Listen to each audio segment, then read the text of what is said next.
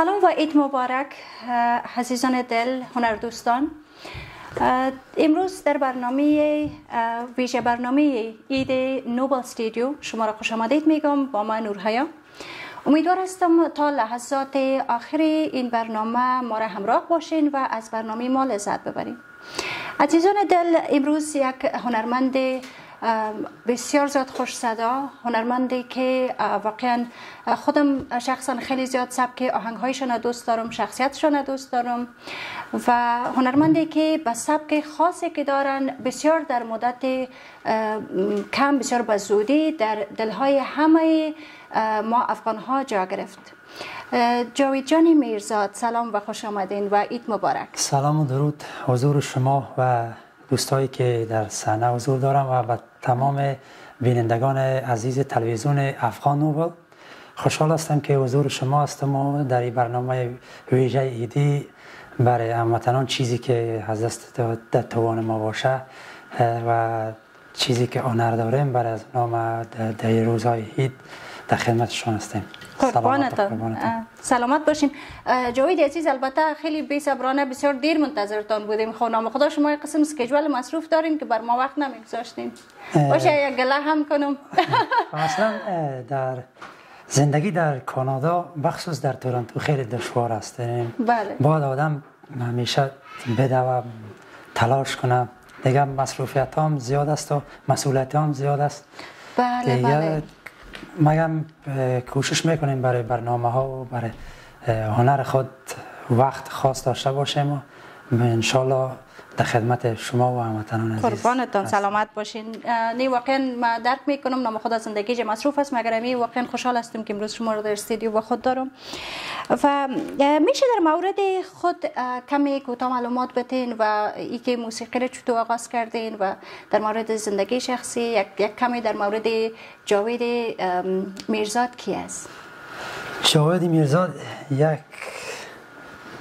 دهاتی است، در یک دهات در ولایت بدخشان ولسوالی شغنان متولد شده و دیگه زندگی دهات دشواری خودم داره، دیگه زیبایی خودم داره.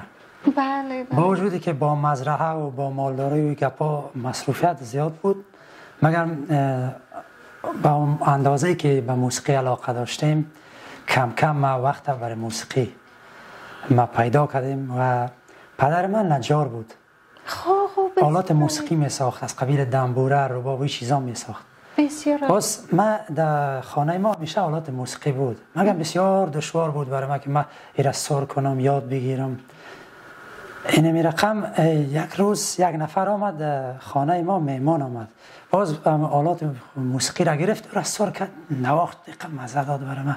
گفتم چرا به زیبا می نوازم و من نمیتونم، کوشش میکنم. این از اون لحظه من متوجه شدم که این آلات موسیقی باید سر شوه اول. بله بله. و یک کار بسیار حساس است. بله. بعد از اون کم کم سر کردن دنبوره را من یاد گرفتم.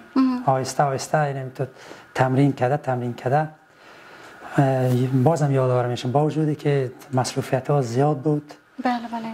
دیگه ما اگر برای موسیقی هم وقت داشتیم و آهسته آهسته تلاش کردیم که سبک خاص مردم محل، مردم بدخشان ما کار کنم. این حالات موسیقی خاص منطقه را ما کار کنم، از قبیل غیجک، دنبوره، این حالات موسیقی خاص بخصوص در بدخشان میگم برای تمام افغانستان این حالات موسیقی است. مثلا رباب است و غیجک است و دیگه علاقمندی به همین آهنگای محلی بیشتر دارم، به خاطر که این صدای من در کوهستانات همون تربیت یافته. بله بله. صدای کوییه. اصلا زیبنده موسیقی محلی است و خودم احساس میکنم که در ما سبک من راحت تر هستم و زیباتر اجرا دارم. این سبک من کوشش میکنم که هم مدرن کار کنم، این سبک هم آلات موسیقی قدیمی، آلات موسیقی خاص مردم افغانستان من نگاه داشته باشم و کار کنم. بسیار واقعا جای خوشی است و ای که واقعا در سبکی که شما خودتان آگاهی دارین که من بارها بر شما همیشه با جاوی جان ما تماس میگیرم و برشان میگم که من طریقه آهنگایی که میسازن و طریقه که میخوانن ماشاءالله خیلی خیلی عالی است و همیشه برشان گفتیم که باید بیشتر کار داشته باشن، یعنی آهنگهای بیشتر ریلیز کنن و مطمئنن که تمام دوستا و علاقمندا همیشه تشویق میکنن و من نمی‌فهمم چطور از همین سبکی که شما اجرا میکنین چرا اینقدر کم است تعداد هنرمندان؟ باعث بیه که همه ما خیلی دوست داریم. مثلا استاد میر مفتون ما همیشه آهنگهایشون میشنوم، یعنی همه افغان ها زیاد دوست داریم، چرا مگر بازم هنرمندای همین سبک قدر کم است، مخصوصا از طبقه اوناست؟ به نظر من سبک موسیقی محلی یک چیز است که اینمون چیزی که هستی در صحنه باید همون رقم باشه. یعنی با همون زور میخواهد، یعنی گلون پاور بیشتر میخواهد، توانایی بیشتر میخواهد که با اجرای زنده با وجودی که هنرمندای دیگه هم در سبک‌های مختلف اجراات زنده دارن، مگر موسیقی محلی فرق میکنه. باید یعنی مورکیا و یعنی لرزش‌هایی که در صدا میآید و این چیزا رو باید تمرین داشته باشه.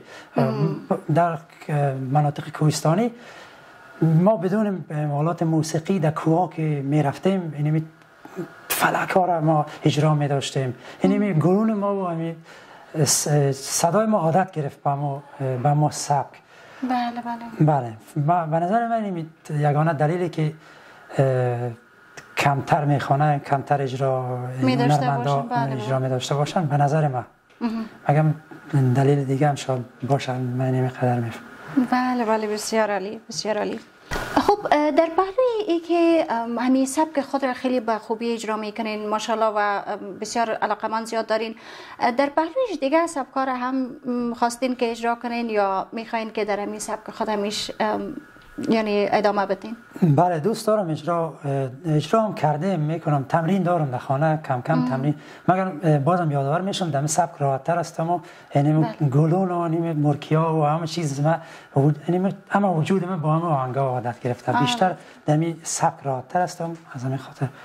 بله بسیار عالی. واقعا به خاطر که همین موسیقی اصیل افغانی است، یکی از موسیقی‌های اصیل افغانی ما هست، یکی از سبک‌های واقعا اصیل، بسیار خوب است که بیشتر تشویق کنیم جوانا را که یعنی به همین شکل که شما گفتین یعنی طبیعی اجرا داشته باشن و از خب موسیقی غربی هم طبعا زیبایی خود را داره، مگر برای ما افغان ها همین که یا مثلا بعضی آلات موسیقی افغانی که است مثل رباب یا نمیفهم هارمونیای قسم چقدر واقعا زیبا است، درست؟ خب اصلا موسیقی اصیل افغانستان به نظر من اینمی غیجک است و اینمی موسیقی محلی است به نظر شخصی من. اگر موسیقی خاص مردم افغانستان ما تا جایی که ما تحقیق کردیم و دم سبک ما جستجو کردیم، اصل موسیقی اصیل افغانستان اینمی سبک محلی است. باید روی از این کار شود و سیستم‌های غربی و چیزا باید یعنی کار شود روی از این، باید مدرن شود. یعنی موسیقی محلی را باید در الفابت موسیقی باید گنجانیده شود، باید روی از این زیاد کار لازم است، باید کار کنیم. این مسئولیت جواناست، مسئولیت هنرمنداست که روی از این باید مسئولیت پذیر باشن، باید کار کنن، موسیقی را محلی را مدرن. خیجک اگر در نوت برابر کنیم چقدر زیبا میاد، یا دنبوره را، همه آلات موسیقی که در یعنی خاص مردم افغانستان است، یعنی روی از اونها کار شود و با هم میکس شود چقدر زیبا میاد موسیقی ما. بله واقعا یعنی حالا ندارن، درست؟ یعنی به حساب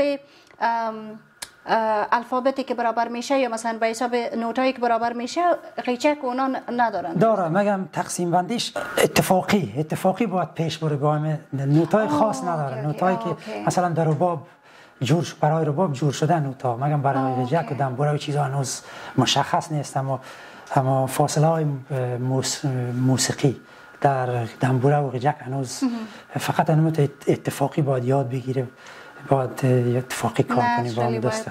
بسیار عالی، بسیار عالی. واقعا بر من خیلی جالب از دوستم همیشه که جاوید جان در هر جای میبینیم یعنی در کدام برنامه چیزی هم باشه هم قسم سوالای یکدم شروع میشه.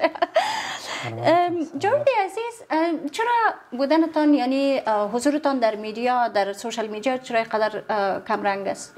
شما انقدر نمی باشید، نمیفهم چرا؟ دلیلی که ما کمتر میخوام در میدیا حاضر شوم و حضور پیدا کنم، من روی کیفیت هنوز کار دارم. با کیفیت بیشتر هم گفتم مالات سبک ما حالات موسیقی یا موسیقی محلی است، با روی کیفیت بیشتر کار کنم. دیگه یک دلیل دیگه است که در سبکی ما در تورنتو هستم، در کانادا هستم، نوازنده با هیچ ندارم. خودم باید بنوازم، خودم باید کار کنم. حالا یک نواز دنبور نواز که اصولی کار کنن نیست در کانادا. دلیل دوم اینه است که من خودم تنها هستم، باید خودم کار کنم. یعنی موسیقی را باید به تنهایی من ببینم، سبک من باید به تنهایی پیش کنم. دوستا رو من پیدا میکنم، با اونا باید زیاد وقت باید باشه در کانادا. این رقم وقت نیست که تو باید از اونا کار کنی، تمرین کنی. باید نوازنده های باشه که مسلکی باشن. بله بله. هر وقتی که من نوازنده های مسلکی پیدا کردم، گروه ما درست کردم، من وعده میدم که بیشتر برای در خدمت هموطنان خود و در خدمت رسانه ها. بله بله، واقعا ما خوش میشیم شما را از شما بیشتر بشنویم و شما را بیشتر ببینیم. و واقعا قسمی که شما یادآور شدین، ما عموما وقتی متوجه میشیم، مثلا دوستان ما وقتی آهنگ های پشتو میسازم، مثلا در تورنتو خیلی مشکل است یا در کانادا خیلی مشکل است که آدم درست از بعضی از میوزیشن های خیلی خوب داریم مگر بسیار تعدادشان کم است و بسیار اونها مصروف می باشن و یک نمیفهم بسیار مشکلات عجیب و غریب می باشه وقتی اگر بخوایی که موسیقی در موسیقی پشتو یا فارسی درست به طریق محلی مخصوصا بسازی، درست وسترن خوب میشه آدم بسازه مگر و از طریق شما که است یعنی سبک شما بیشتر خاص است. من همین چیز فکر میکردم که حتی در خود مثلا از ما بعضی اوقات میشه در افغانستان یا پاکستان روان کنم به خاطر ساختن موسیقی، از شما باز زیادتر براتون مشکل می باشه، درست؟ بله. در موسیقی محلی ما باید بیشتر اجرای زنده داشته باشیم. حالا که من خودم میتونم کم کم موسیقی را تنظیم کنم، بنوازم، میکس کنم، ماستر خود دوستا هستن با کیفیت تر و بهتر میکنن. مگم باز برای من مهم و اولویت من بیشتر نمیسته که من باید همیشه اجرای زنده داشته باشم، حضور مردم و برای رسانه ها.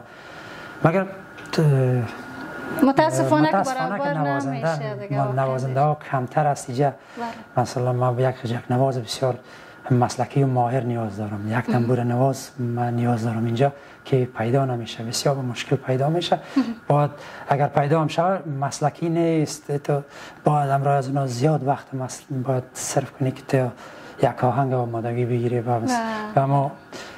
و ما کیفیتی که ما میخوام و ما کیفیت بسیار مشکل است، باید آماده شویم. واقعا تصادف ما دیروز امروز یکی از دوستا صحبت میکردم در این مورد که وقتی آدم لایو میخوانه درست است مشکلات خودم می داشته باشه مگر یک قسم در کدام لیمیت نمی داشته باشی که مجبور باشی که قبلا وقتی که موسیقی که رکورد میشه باید به مطابق همون لیمیت پیش بری، مگر وقتی که زنده اجرا داشته باشی و دیگه میوزیشن ها باشه بسیار آدم راحت می باشه که you can play around with it. بله.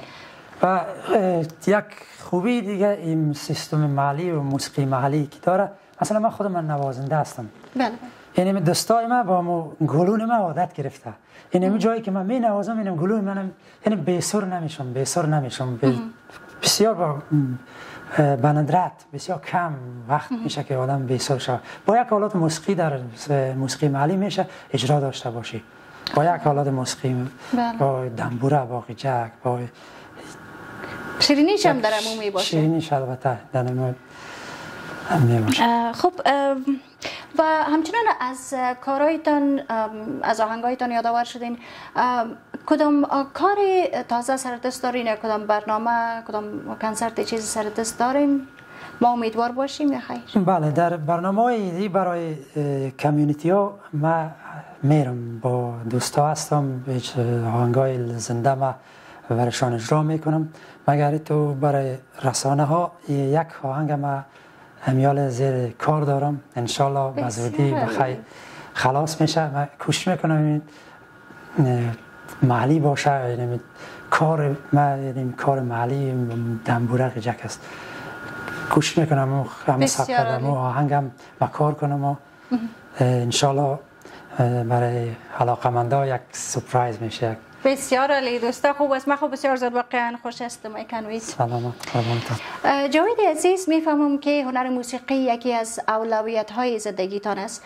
آیا شده کدام وقت به خاطر کدام برنامه یا ثبت کدام آهنگ از کار غیر حاضری کرده باشین یا از مکتب گریزی کرده باشین یا خیر؟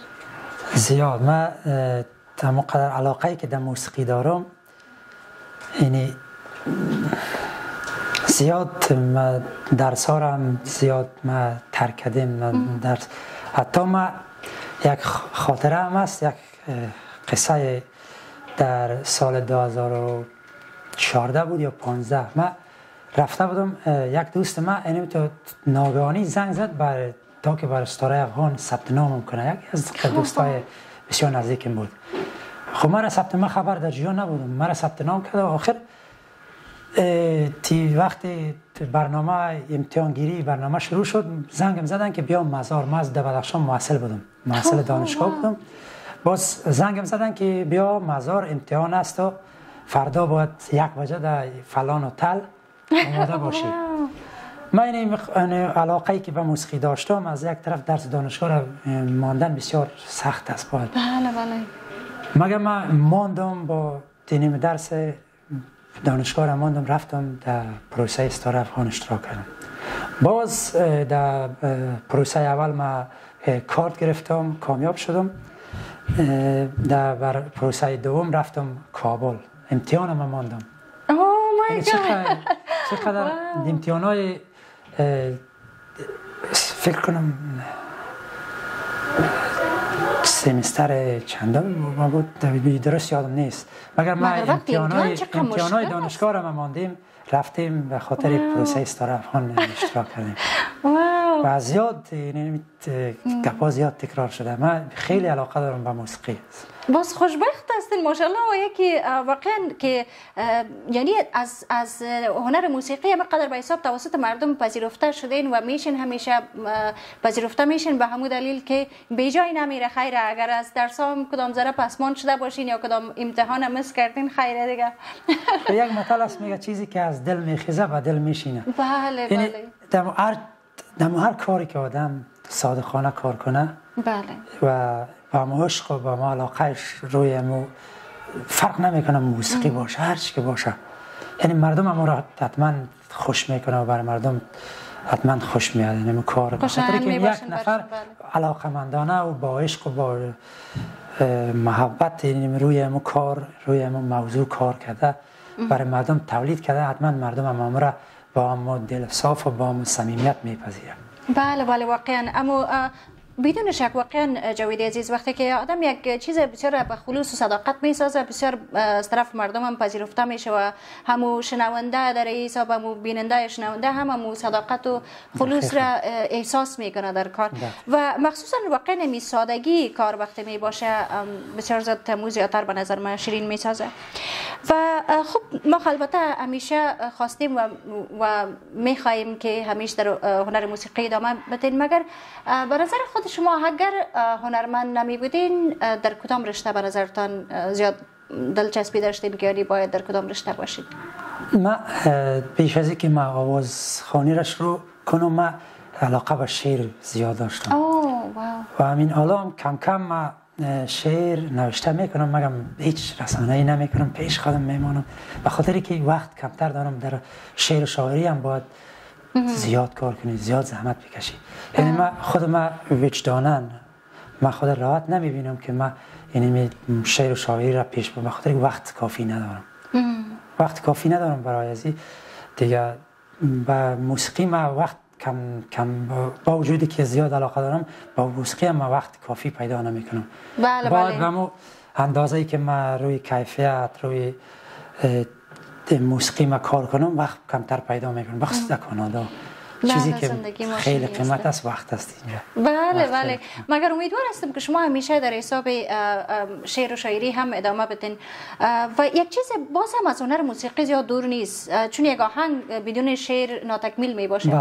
و از کدام آهنگ خود شما را اشعار یعنی داشتین که خودتان سروده باشین بعداً یا نه هیچ آهنگی را ما وقتا ما اجرا داشته بودم مگم ثبت نکرده بودم. یک شعر ما زیاد میخوندم مگر تو را نمیخواستم رسانه‌ای شوه و اصلا ما این شعر شاعری تنها برای خود برای خیالات خود و وقتایی که ما تنها میمونم و جایی که یعنی مجاد مثلا هوای شعر میایم ما فقط یک ربایی یا یک مصرع یا یک چیز ما میسرم تمام دیگه.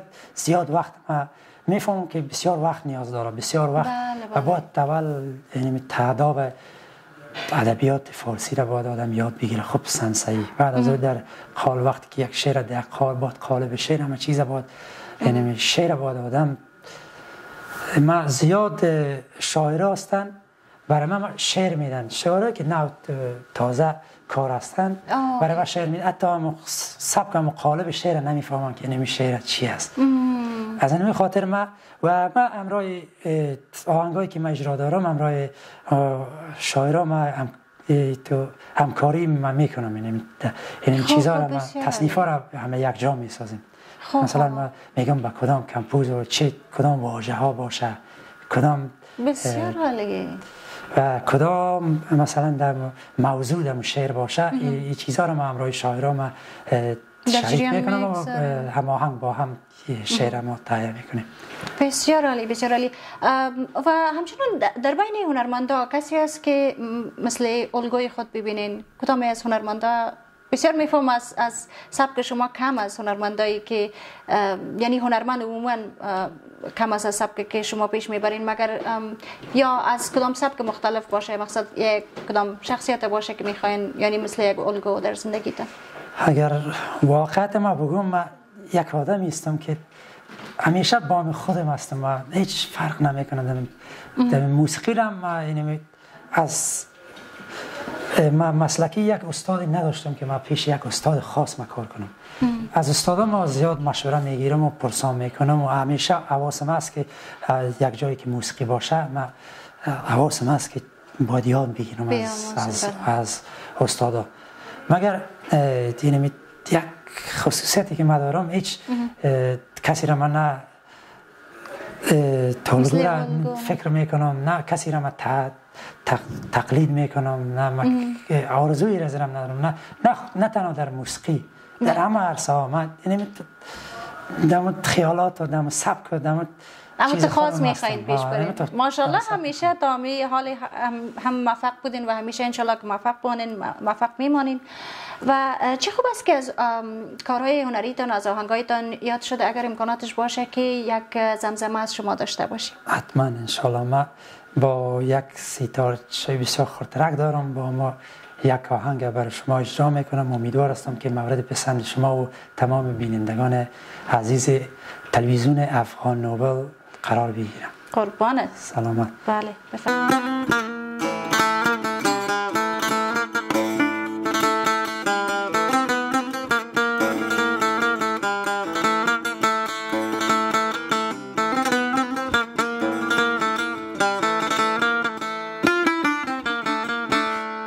با من صنما دل یک دل کن، با من صنما دل یک دل کن، گر سر ننهم هنگه گله کن، گر سر ننهم هنگه گله کن.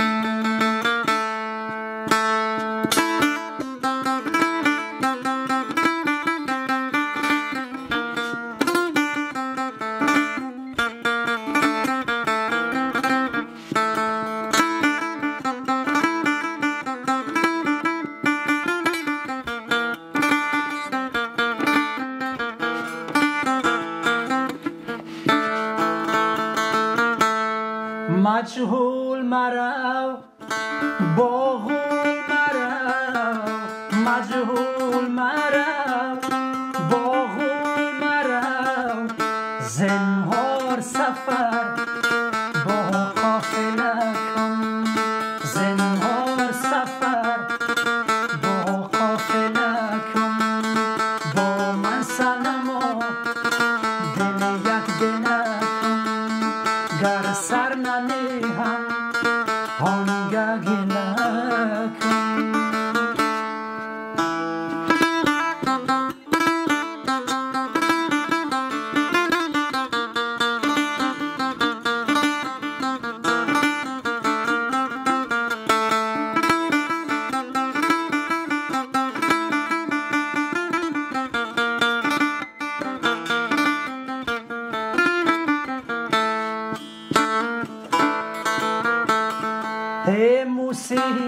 جان شبان شده ای موسی جان شبان شده ای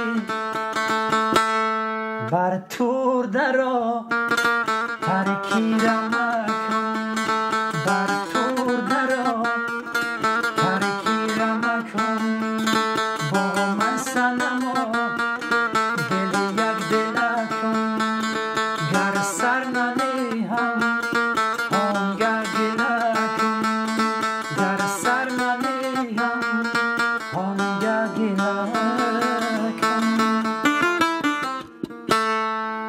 ای چی زیبا واقعا خیلی عالی بود.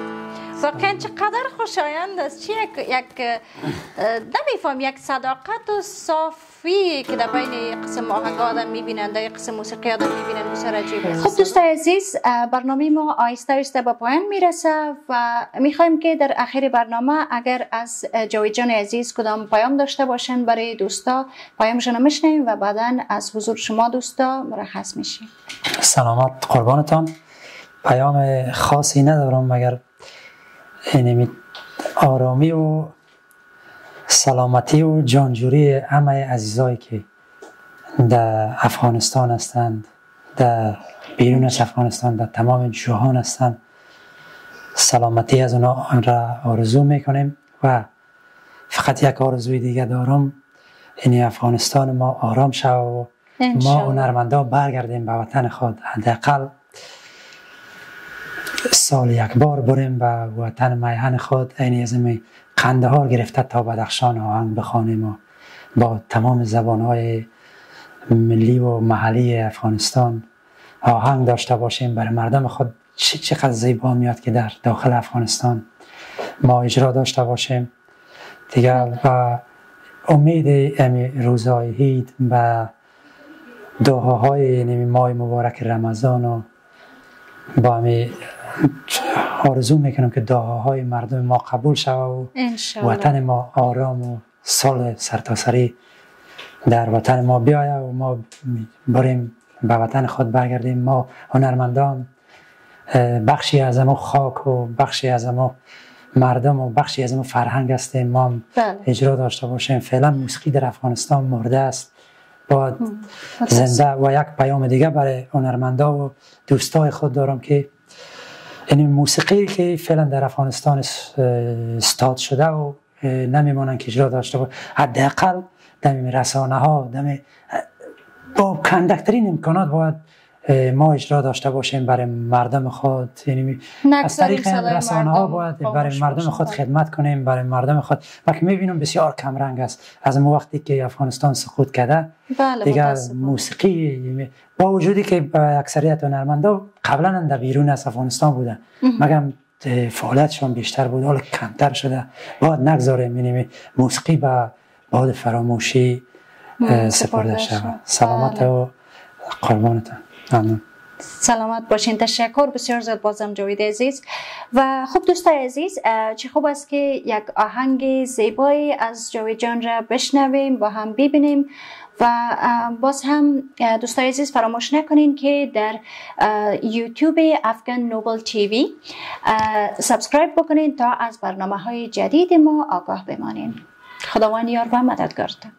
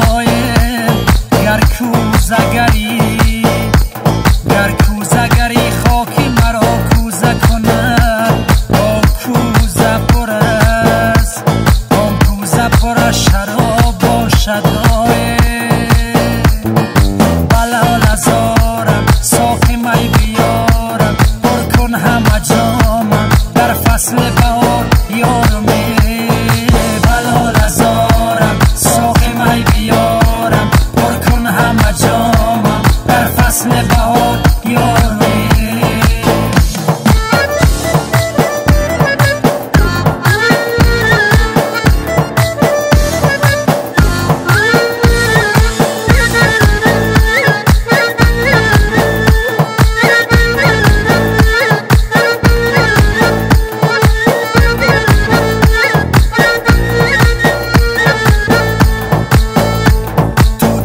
گلستان تو پر میرزد تو بیایی از لالی لبانی تو شکر میرزد همه جا رو تو خود شکر و لال لبانت شکر است